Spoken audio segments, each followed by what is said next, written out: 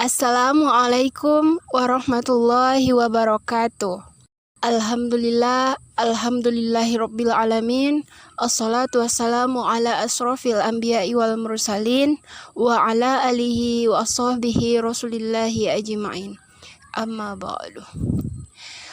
Puji syukur kita ucapkan kehadiran Allah Subhanahu wa taala yang telah memberikan kita nikmat kesehatan, nikmat kesempatan sehingga kita bisa melaksanakan kuliah pada pagi hari ini.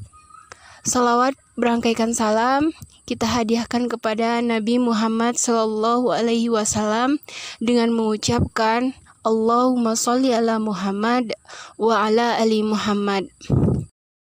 Yang terhormat Bapak Al-Furqon sebagai dosen pembimbing mata kuliah PAI SMP. Yang terhormat teman-teman seperjuangan di dalam kelas PAI SMP Selasa jam 9.41. Untuk mengawali perkuliahan kita pada pagi hari ini, saya ingin mengucapkan selamat pagi kepada rekan-rekan semua. Dimanapun rekan-rekan berada, semoga selalu di dalam lindungan Allah Subhanahu wa taala. Baiklah, sebelumnya perkenalkan kami dari kelompok 5 yang terdiri dari 3 orang. Yang pertama yaitu Gita Safitri sebagai pemateri, yang kedua saya Nur Hidayah sebagai moderator sekaligus pemateri, dan yang ketiga Sanci Syahrani sebagai pemateri. Di sini kami akan membahas yaitu tentang materi PAI pada aspek Al-Quran Hadis dan terampil mendesain model pembelajaran pada kelas 8 sampai kelas 9. Nah, di sini nanti akan dijelaskan 2 poin. Yang pertama itu materi Al-Quran Hadis kelas 8 dan kelas 9, dan poin yang kedua yaitu model-model pembelajaran yang bisa digunakan untuk materi kelas 8 dan kelas 9 tersebut pada aspek Al-Quran dan Hadis. Nah, untuk poin pertama yaitu tentang materi Al-Quran dan Hadis kelas 8 dan kelas 9 itu akan saya sampaikan sendiri, dan untuk model-model pembelajaran Al-Quran dan Hadis yang digunakan untuk kelas 8 dan kelas 9 itu akan dilanjutkan nanti oleh rekan saya. Nah, materi apa saja yang ada di dalam aspek Al-Quran dan Hadis kelas 8 dan kelas 9? Mari kita bahas satu persatu. Yang pertama yaitu materi Al-Quran Hadis kelas 8. Di kelas 8 ini ada 6 bab yang akan dipelajari oleh siswa PAI SMP. Yang pertama yaitu bab 1, kubaca Al-Quran dengan tepat berdasarkan kaidah tajwid. Kemudian bab 2, ku berbagi infak dan sedekah dengan ikhlas. Dan yang ketiga, kukuatkan iman melalui beramal soleh. Bab 4, kubaca Al-Quran dengan benar berdasarkan kaidah tajwid. Bab 5, kuraih kehidupan akhirat dengan menjauhi gaya hidup materialistik, hedonis, dan konsumtif. Dan yang terakhir yaitu bab 6, kuseimbangkan kehidupan dunia dan akhirat dengan usaha dan ibadah. Kemudian kita lanjut materi-materi Al-Quran Hadis apa saja yang ada pada kelas 9. Nah, di sini juga ada 6 bab. Bab yang pertama yaitu fasih membaca Al-Quran dengan tajwid, membentuk sikap disiplin. Bab 2, fasih membaca Al-Quran dengan tajwid, membentuk sikap disiplin. Dan bab 3, menggapai keberkahan hidup dengan jujur dalam muamalah. Dan bab 4, menempatkan bacaan gharib dalam Al-Quran, membentuk sikap cermat. Kemudian bab 5, semangat menuntut ilmu untuk meraih martabat mulia. Dan yang terakhir bab 6 yaitu pantang menyerah meraih kebahagiaan dengan ilmu. Nah, itulah materi-materi yang ada di dalam aspek Al-Quran dan Hadis kelas 8 dan kelas 9. Kemudian apa sih model pembelajaran yang cocok digunakan untuk pembelajaran tersebut? Model-model tersebut akan dijelaskan oleh rekan-rekan saya. Assalamualaikum warahmatullahi wabarakatuh. Baiklah, saya Sanci Syarani Putri akan melanjutkan materi dari kelompok kami, yaitu tentang model-model pembelajaran Al-Quran Hadis. Nah, di sini saya akan menjelaskan tentang model-model pembelajaran Al-Quran Hadis untuk kelas 8. Pada pembelajaran Al-Quran Hadis untuk kelas 8 ini menggunakan 3 model pembelajaran. Yang pertama yaitu model pembelajaran langsung atau direct interaction. Yang kedua yaitu model pembelajaran kooperatif. Dan yang ketiga model pembelajaran kontekstual. Yang pertama yaitu tentang model pembelajaran langsung atau direct interaction. Model pembelajaran langsung adalah jenis model pembelajaran di mana materi pembelajaran disusun oleh guru untuk disampaikan secara langsung kepada siswa. Model ini memiliki kaitan dengan metode pembelajaran ekspositori, yaitu penyampaian materi dari guru ke murid dilaksanakan secara langsung melalui ceramah, demonstrasi, dan tanya jawab. Nah, pada model pembelajaran langsung ini digunakan pada bab 1 dan bab 4. Di sini juga ada karakteristik model pembelajaran langsung. Yang pertama yaitu siswa mendapatkan keterampilan secara langsung dan segera mendapatkan pengaruh dari model pembelajaran langsung. Yang kedua, pembelajaran dilakukan dengan berorientasi pada tujuan tertentu. Yang ketiga, materi sudah disusun oleh guru. Dan yang keempat, lingkungan belajar sudah terstruktur dan disusun oleh guru. Model pembelajaran yang kedua yaitu model pembelajaran kooperatif. Pembelajaran kooperatif ini hampir sama dengan pembelajaran kontekstual dalam hal membuat siswa dapat bekerja sama dalam satu kelompok. Hanya saja, model ini lebih menekankan pada esensi kerjasama dalam pembelajaran.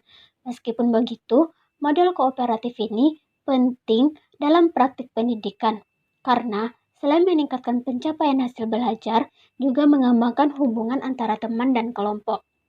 Nah, pada model pembelajaran kooperatif ini digunakan pada bab 2 dan bab 3 pada pembelajaran Al-Quran Hadis untuk kelas 8. Ada 3 konsep yang digunakan pada model pembelajaran kooperatif. Yang pertama yaitu tujuan kelompok. Keberhasilan belajar didasarkan pada performa individu sebagai anggota kelompok dan menciptakan hubungan yang baik dengan yang lainnya dengan saling mendukung, membantu, dan peduli satu sama lain. Yang kedua yaitu pertanggungjawaban individu. Meskipun siswa berorientasi pada kelompok, setiap individu juga harus untuk menghadapi tes dan tugas-tugas yang bersifat individual tanpa bantuan teman sekelompoknya. Dan yang ketiga, kesempatan yang sama untuk mencapai keberhasilan. Menggunakan metode scoring di mana nilai perkembangan dilandasi oleh peningkatan prestasi yang diperoleh oleh siswa dari yang terdahulu. Siswa memiliki kesempatan untuk memperoleh nilai secara merata. Nah, model pembelajaran yang ketiga yaitu model pembelajaran kontekstual. Model ini menekankan pada keterkaitan antara materi pelajaran dengan kehidupan nyata. Kompetensi siswa dinilai berdasarkan kemampuan mereka dalam menghubungkannya. Berfokus pada bagaimana cara siswa menggunakan pengetahuan baru mereka. Model ini lebih mementingkan strategi belajar daripada hasil belajarnya. Pada model pembelajaran kontekstual ini digunakan pada bab 5 dan bab 6 pada pembelajaran Al-Quran Hadis untuk kelas 8. Dan juga ada beberapa komponen utama dalam model pembelajaran ini. Yang pertama yaitu menggunakan landasan berpikir konstruktivisme. Yang kedua, proses pembelajaran didasarkan pada pencarian dan penemuan melalui proses berpikir secara sistematis. Yang ketiga, menekankan pada sistem belajar secara berkelompok. Yang keempat, ada model yang menjadi acuan bagi pencapaian kompetensi siswa. Guru bukan satu-satunya model, tetapi dapat melibatkan siswa atau didatangkan dari luar. Yang kelima, yaitu refleksi, yang bisa berupa pertanyaan langsung, jurnal, pesan dan kesan dari siswa, diskusi secara langsung atau hasil karya. Yang keenam, penilaian nyata dengan mengukur semua aspek pembelajaran yang terdiri dari proses, kinerja, dan hasil pembelajaran siswa.